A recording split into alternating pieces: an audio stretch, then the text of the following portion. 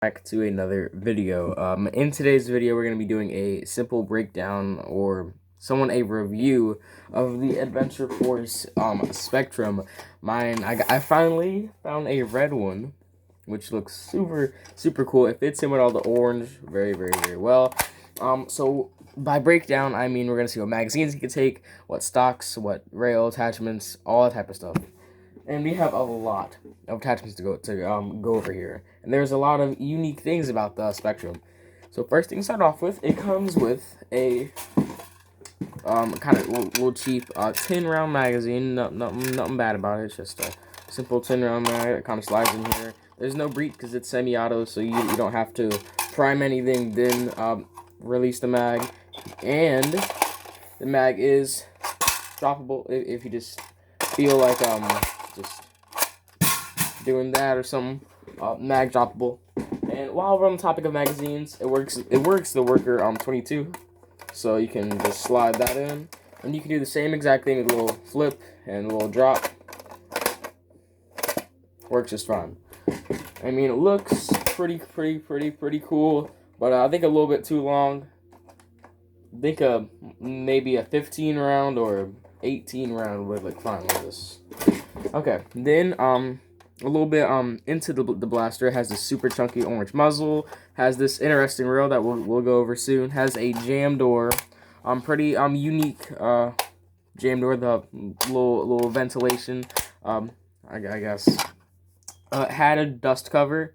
I took it out to see if I could do some stuff with it. I'll get to that later. I know it sounds dumb, but trust me, I had an idea, okay, and the idea worked. So trust me, give me a second. That's pretty much it. Has a super comfy ergo. I mean, this is the best ergo I felt on anything under $20. I mean, oh my god. I mean, yeah, it's good, but the rev trigger is just, I mean, it's kind of in the way of not my middle finger, but the finger below that. And I don't know what this finger right here is called. So whatever. Whatever. I don't know. Okay, so it comes with two more things. It comes with this super cheap scope. It has no glass, just straight plastic. It mounts onto this rail very securely. Looks something like that. Completely useless. Not gonna use it. Has some sort of reticle in there too, so it's pretty cool. I mean, it looks nice, but nah, it's not practical. Okay, and then we have the shortest stock I've ever seen in my entire life. But buffer tube is as small as you can get it. Stock is also as small as you can get it. So simple, slaps on there, take the release, comes off. Super simple, and you can extend it actually. So this is the most extended version. He slaps on here super tightly, a lot more tight than the Villainator, and then it gives you a super short stock. I mean, this is just unacceptable. Like, dude, I mean that's unacceptable, dude. But nonetheless, you can take a Villainator stocks, which is a little bit longer and a little bit more sturdy, so it actually gives you a little bit more length. Not as long as a fully extended Spectrum stock, which is a little bit shorter in that regard. I'll show you. Let me get a good angle here. It's a little bit shorter. It's not that much shorter, and it comes in a different black, which is the Villainator black. You can't really tell the difference, but you can tell the difference on camera. So I don't know.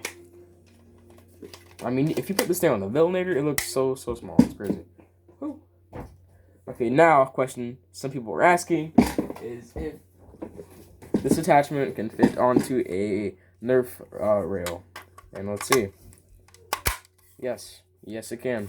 Very securely. Just about more secure than most Nerf products. Absolutely insane. Barely even slid. Had no slop. Just nothing. Only friction fit. And two other questions were if Busby scopes can fit on this thing. No, rail's way too small. Can a Picatinny mount scope fit on this thing? Let's see. No. No, it can't. No, it can't. It's way too wobbly. So that goes over on the scopes. It also comes with this foregrip, which is completely useless. Well, it's not really useless. This is something I'm not going to use. It has two positions. Does like that. Does like that. Pretty sturdy, but you can just simply, with a little bit of force, not too hard to do. And it slides off. It's made for this rail, but you can put it up here if you want to. Not sure why you would, though. Oh, did I mention you get 100 FPS?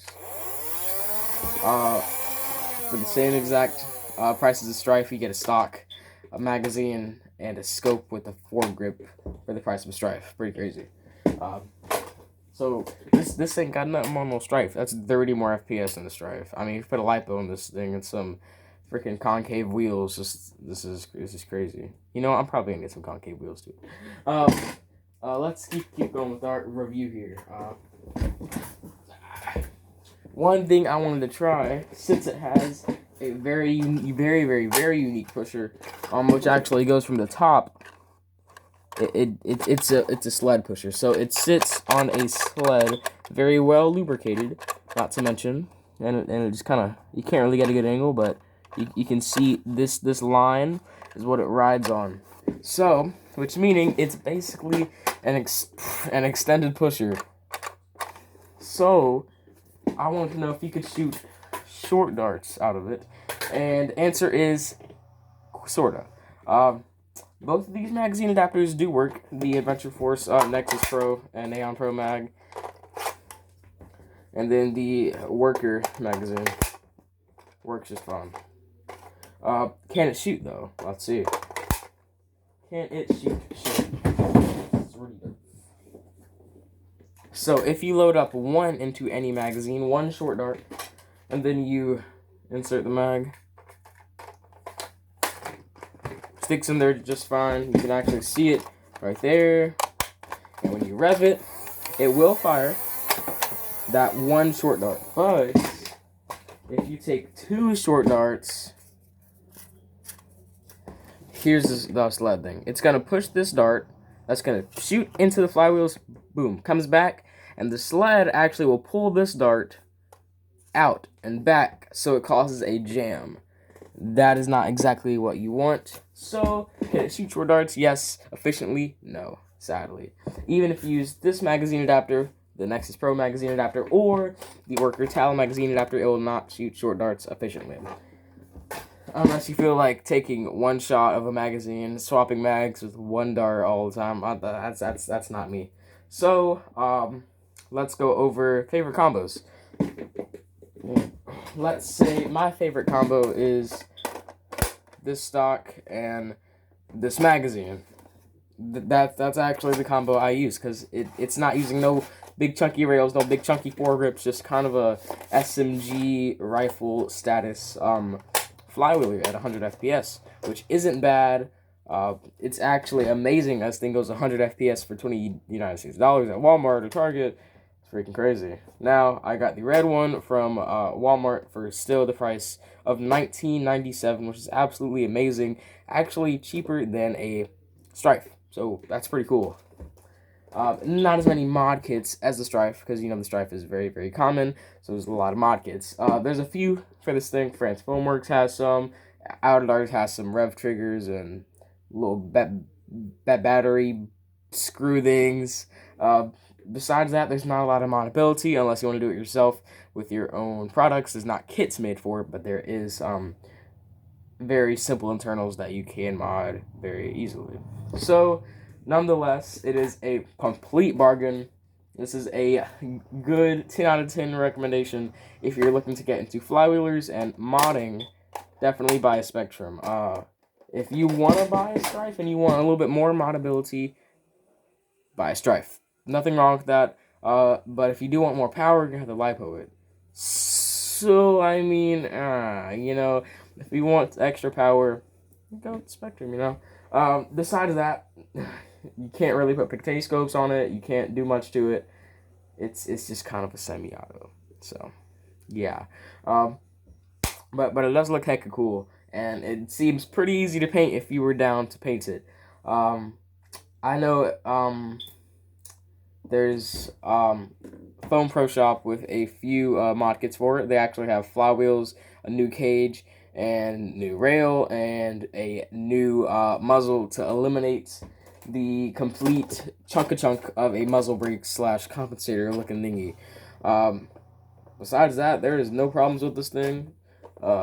Literally no problems with it. It looks just fine.